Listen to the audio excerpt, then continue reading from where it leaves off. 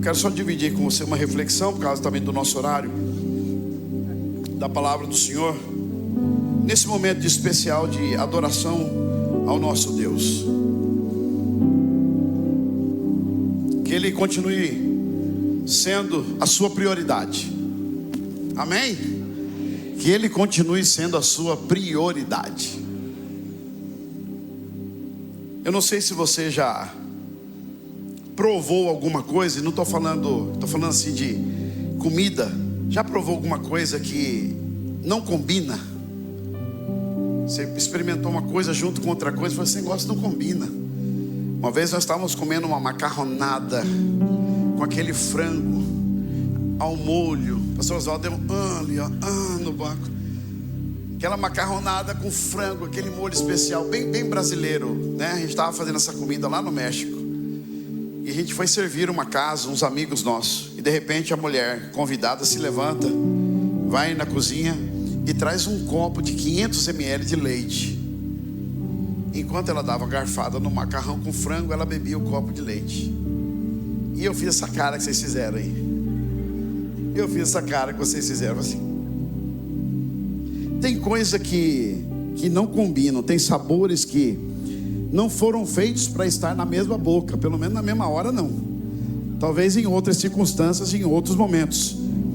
E há uma combinação também que a Bíblia trata como impossível, mas que embora seja comum entre nós, uma combinação que é impossível, mas seja talvez comum entre a gente: a bênção de Deus e o coração amargo.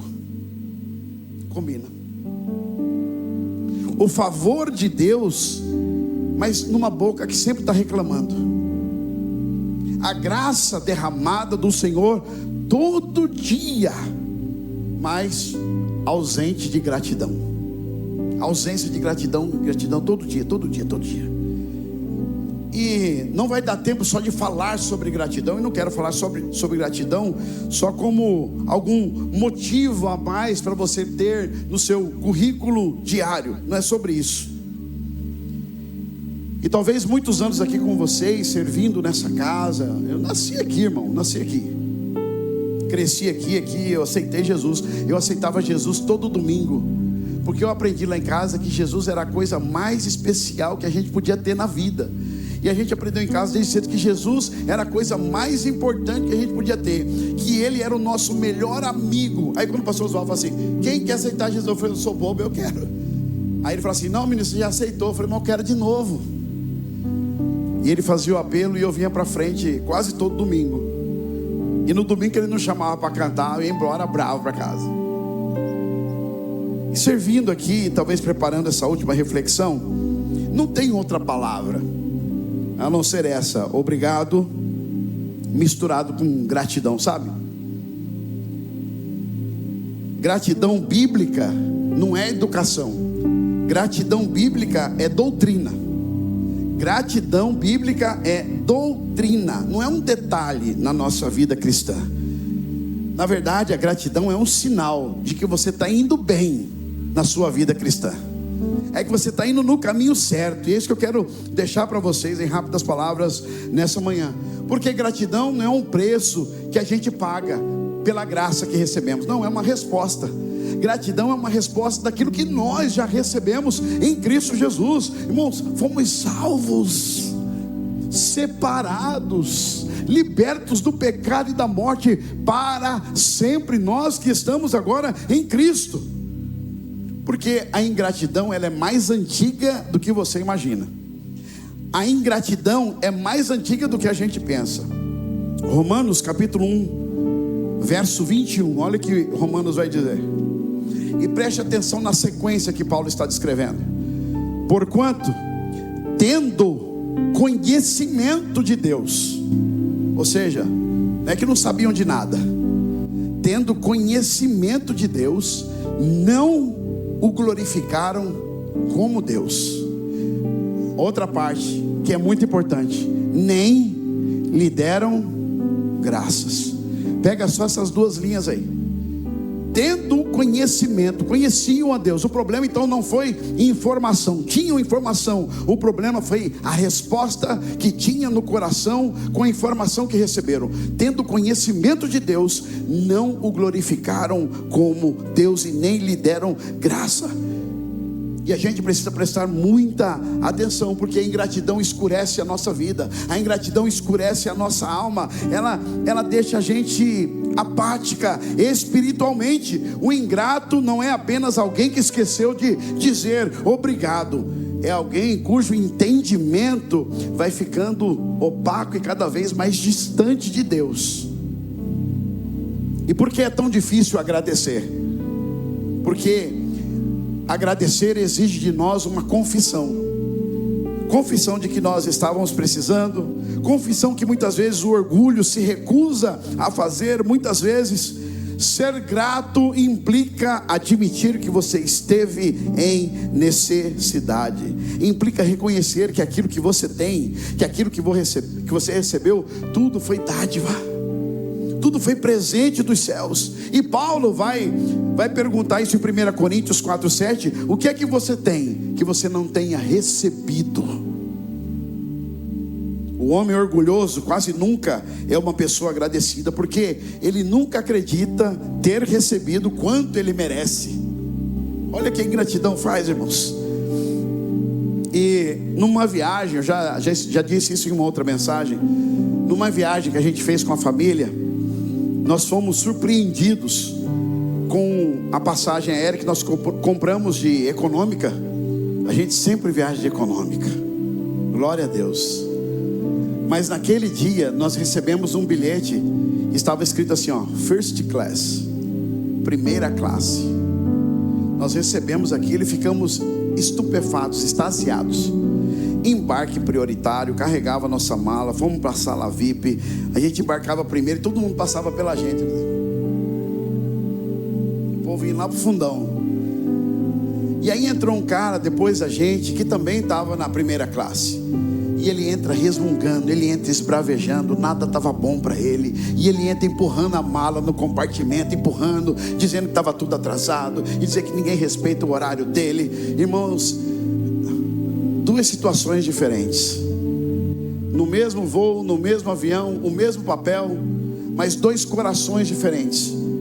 Um estava ali por mérito, ele pagou, talvez pagou bem caro naquela passagem, mas o outro estava ali por graça.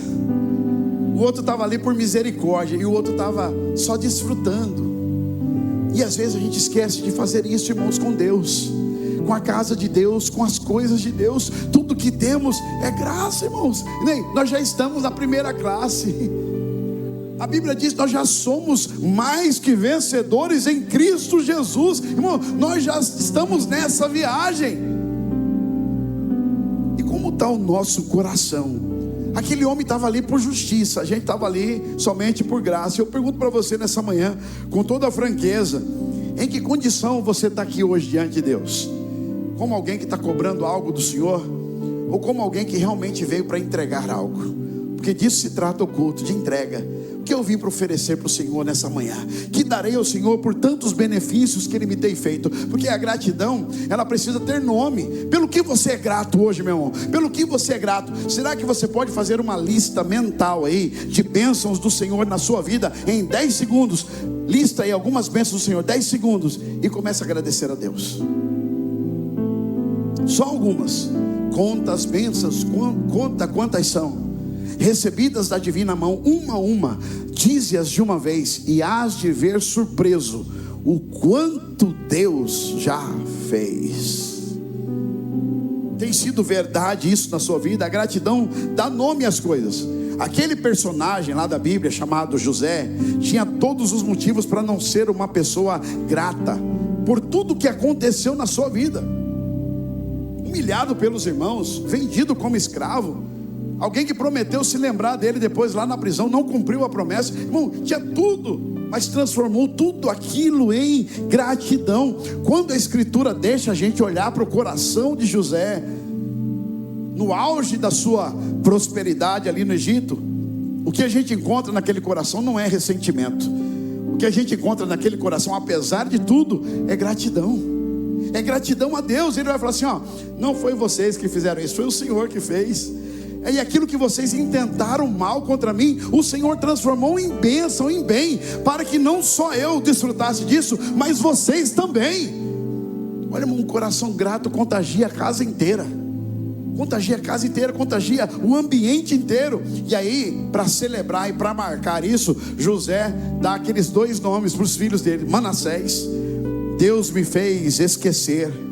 Não é falar assim, eu superei. Não é falar assim, eu virei a página. Não é falar assim, o tempo curou, né, pastor? Não, Deus me fez esquecer.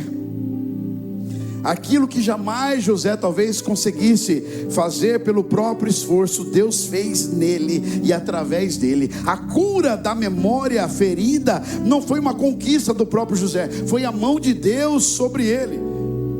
E falando sobre esquecer, o texto está falando assim, ó, Deus me fez esquecer toda a casa de meu pai. Parece, a princípio, quando você lê, que é uma ingratidão do coração de José.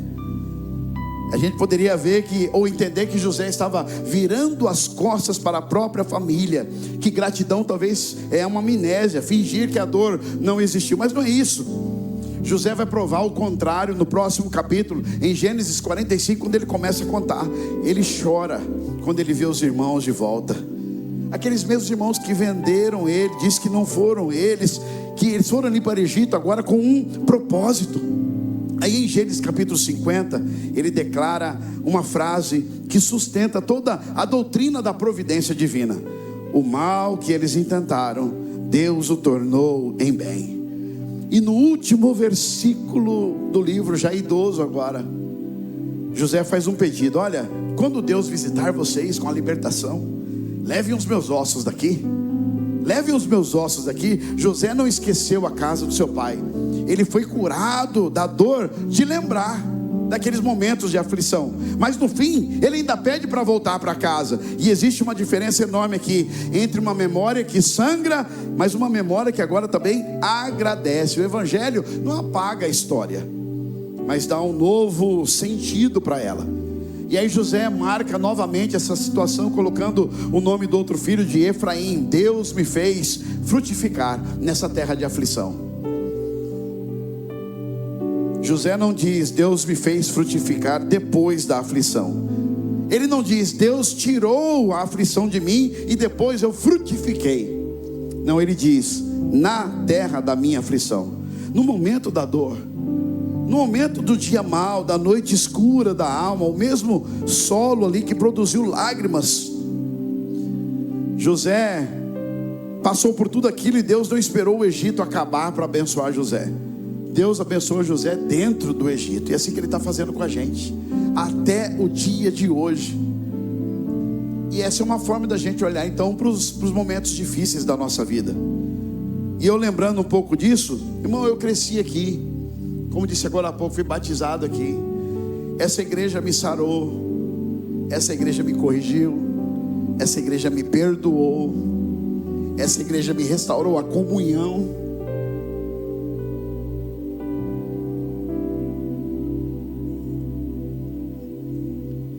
José pega 30 anos de história e escreve o nome de Deus em cima dela, porque cada vez que José chama seus filhos, era uma declaração doutrinária daquilo que ele mesmo acreditava.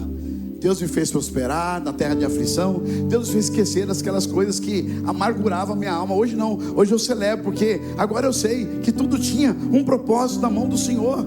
Ele estava coordenando tudo da história. Por isso, gratidão, e esse é o tema da reflexão, gratidão é sinal de quem foi salvo. Gratidão é uma marca daquele que foi alcançado pela graça. E se você pensar comigo naquele episódio dos 10 leprosos, séculos depois isso acontece. Jesus caminha pela região entre Samaria e Galileia, uma terra de ninguém, era uma fronteira entre dois povos que se desprezavam mutuamente, ninguém gostava de ninguém ali. Mas uma coisa que uniu aquelas duas pessoas ali, aqueles dois povos, foi a miséria. Uma coisa que uniu eles foi aquele estado de miséria, aquela lepra. Estava todo mundo ali, não importava se era judeu, se era samaritano, estava todo mundo ali naquele lugar de desprezo. Jesus passa por ali. E ali à distância, 10 homens começam a gritar: Jesus, tem misericórdia de nós, compadece-te de nós, Senhor. Os 10 começam a gritar, vestes rasgadas, quem sabe faltando algum pedaço de corpo, não sei, quem sabe amputados, não sei, porque era uma doença radical mesmo na vida daqueles que sofriam. Eles eram excluídos do templo, eles eram excluídos da família, eles eram excluídos da sociedade, do abraço, do aperto de mão, do carinho. Eles eram excluídos. Talvez essa seria a maior dor dele do que a dor física, era não poder estar junto, como nós estamos hoje aqui, irmãos. E muitas vezes somos ingratos com o Senhor. Olha o privilégio que nós estamos tendo aqui. Eu estou olhando para isso aqui e falo assim: quando que eu vou ver isso aqui de novo? Porque a gente está indo para uma outra realidade. Então, que tenha gratidão no seu coração por todos os momentos que o Senhor está te deixando viver, irmão. Olha para o lado aí, ó, e celebre o nome do Senhor. Olha para o lado aí e agradeça a Deus. Olha para cima, olha para trás, olha para esse templo, olha por essa oportunidade de estarmos aqui em nome do Senhor Jesus, e glorifica o teu Deus, irmão. Celebre ao Senhor. Eles não pedem dinheiro, eles gritam por misericórdia. E Jesus responde, mas responde de um jeito estranho. Jesus não toca neles como tocou em outros. Jesus não ora. Jesus só diz uma coisa: vai e mostrem-se aos sacerdotes. Porque o sacerdote não curava, o sacerdote só validava a cura. Aquela lei lá de Levítico capítulo 13, depois de Levítico 14, só validava. O sacerdote teria que examinar a pessoa e declarar ela limpa daquele mal. Então ela saía e ela era recebida de volta na comunidade. Então Jesus faz isso, dá a ordem, e eles vão. E o texto vai deixar a gente entender que no caminho dessa obediência à palavra de Jesus, eles foram curados. Porque quando eles chegam no sacerdote, eles são declarados limpos. Tanto é que eles não voltam. Na verdade, só um volta. 9 não voltam. 10 foram. 10 receberam benefícios. Mas um recebeu o benefício e o benfeitor. É bem diferente. É bem diferente do que vir para a igreja só para receber bênção. É vir para a igreja para ter uma comunhão com aquele que pode abençoar todo dia, aquele que pode guardar todo dia. É aquele que, se não livrar a gente da fornalha de fogo, vai estar com a gente lá. É ele. E esse foi o que recebeu em dobro, porque ele voltou e ele agradeceu. E este é o coração do verdadeiro salvo. 9 seguiram em frente. E Lucas descreve com precisão o que esse homem fez. Ele voltou glorificando a Deus em alta voz. Será que você já fez isso alguma vez? Já glorificou a Deus em alta voz? Glorificou a Deus em alta voz e prostrou-se com o rosto em terra aos pés de Jesus, agradecendo-lhe. Meu Deus. E então Jesus faz 3 perguntas. Não que Jesus não sabia, mas tinha um propósito na pergunta. Não foram 10 os limpos? E os 9 onde estão? Não houve quem voltasse para dar glória a Deus, senão este estrangeiro. E aqui a gente precisa dizer que Jesus não está surpreso porque eles não voltaram. João nos diz que ele conhecia o que havia no homem, não precisava que alguém lhe desse testemunho a respeito de ninguém. Aquelas perguntas não são perplexidade, é um veredito que Jesus estava dando ali àquelas pessoas. E aí vem o versículo 19. Se der para o mídia projetar para a gente, Lucas 17, 19. Lucas 17, 19. Se tiver, vamos ler junto? 1, 2, 3. E disse-lhe. Mais uma vez. E disse-lhe.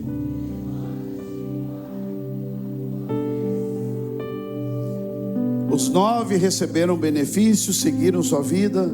Um recebe o benfeitor e cai aos pés dele. Então preste atenção nisso. É possível receber muito de Deus e não conhecer a Deus.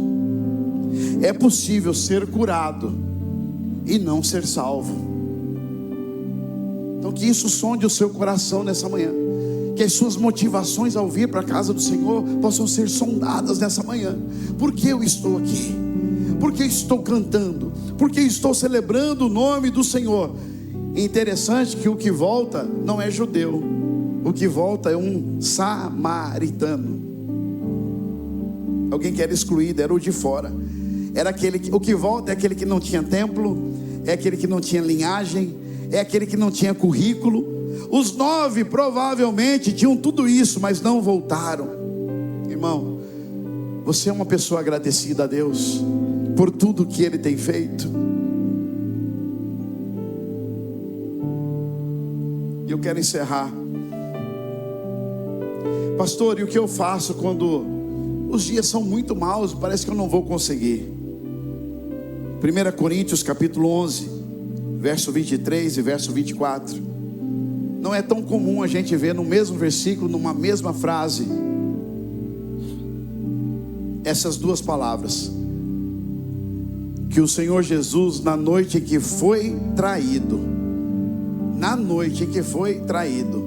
tomou o pão e, tendo dado graças, na noite que foi traído, Ele agradeceu. Naquela mesa que estava Judas, que já tinha combinado o valor para vender Jesus. Naquela mesa que estava Pedro, que daqui a pouco iria negar o mestre 3 vezes. Naquela mesa que ele sabia que ninguém ia ficar perto dele, todo mundo ia abandonar ele na hora mais escura. Naquela mesma noite, ele parte o pão e agradece, mesmo sabendo de tudo aquilo que iria acontecer. Traição e ação de graças na mesma sentença. Ele dá graças pelo pão que representa o próprio corpo que seria partido. Ele agradece pelo sofrimento que ele iria sofrer, porque naquele sofrimento, meu irmão, estava eu, estava você. É isso que você precisa entender. Ele já estava agradecendo ao Pai por mim e por você. Isso era o motivo dele poder ter suportado a cruz. Foi por amor a mim e por amor a você. E qual deveria ser então a nossa resposta diante de tamanha graça? Por isso a gratidão é somente a resposta. É o mínimo que a gente pode fazer na presença do Senhor. Porque é fácil a gente dar graça quando as coisas vão tudo bem. É fácil a gente celebrar, como Miriam cantou do outro lado, porque parece uma canção de alívio, né? Ufa, passamos. Aí é fácil cantar do outro lado e bater pandeiro. Mas Deus está pedindo para a gente cantar no meio da aflição. Ainda que eu ande pelo vale da sombra da morte, eu não vou temer, porque eu sei que o Senhor está comigo. Irmão, tem gratidão, tem alegria sempre, mesmo nos dias maus. Paulo vai ordenar a gente em Efésios para darmos graça ao Senhor sempre, a tudo, a Deus Pai. Tessalonicenses 5,18 diz: em tudo devemos dar graças. O que darei ao Senhor, disse o salmista, por todos os benefícios para comigo? E a resposta dele não é uma lista de tarefas, de coisas. Tomarei o cálice do Senhor, da salvação, e invocarei o nome do Senhor. Gratidão sempre, irmão, gratidão sempre. Encerro dizendo, Paulo escreveu aos Filipenses dizendo: dou graças ao meu Deus por tudo que recordo de vós. Não é apesar do que recordo de vós, é com tudo que recordo de vós. E trazendo isso à minha memória, cantando essas canções com você, celebrando ao Senhor nesse dia, é aqui que eu ouvi o Evangelho. É aqui. E a minha gratidão ao Senhor está aqui por essa casa. É aqui que eu ouvi o Evangelho. Disse: já fui batizado, aprendi com vocês. E quase 16 anos agora como pastor ordenado. Fomos ordenados no mesmo dia, eu e meu mano, no aniversário da igreja, em novembro de 2010. E se eu tivesse que fazer como José e dar nome a esta temporada que nós estamos vivendo, o primeiro nome é Manassés. Porque houve dor aqui também. Houve noites difíceis, houve conversas duras, houve feridas que só quem serve igreja sabe. Só quem serve igreja conhece. Mas Deus curou todas elas com seu bálsamo, curou todas elas. O segundo é Efraim. Deus me fez frutificar na minha terra, na terra que Ele me deu, debaixo desse sol. Me deu o que eu tenho de mais precioso na minha vida: minha casa, minha família, meus filhos, meus irmãos em Cristo Jesus. E eu quero que a recordação vá dos dois lados, tanto eu que vou para lá, como vocês que ficam aqui. Que se recordem de nós, que lembrem de nós em vossas orações. E como José, eu quero dizer também o que ele disse no fim: eu não esqueço da casa do meu pai. Quando digo casa do meu pai, é esse lugar aqui do nascimento, da vivência. Se eu puder deixar mais uma coisa para você nessa noite, nessa manhã, seria o versículo 19: 10 foram purificados e um voltou, e só para esse Jesus disse: a tua fé te salvou. Talvez você esteja aqui tanto tempo, meu irmão, talvez tenha recebido de Deus mais do que você consegue contar, mas talvez nunca tenha voltado. Talvez seja uma manhã para você se render aos pés do Senhor. Talvez seja uma manhã para você praticar de verdade gratidão. Gratidão, não como uma tarefa, mas como uma resposta de um coração que sabe o que recebeu da parte do Senhor. Eu quero dizer, EBN Cristo Rei, mais uma vez: obrigado, obrigado. Estamos juntos, como a gente diz aqui na ceia, até que Ele venha. Até que Ele venha. Deus te abençoe, em nome de Jesus. Pastor Júnior.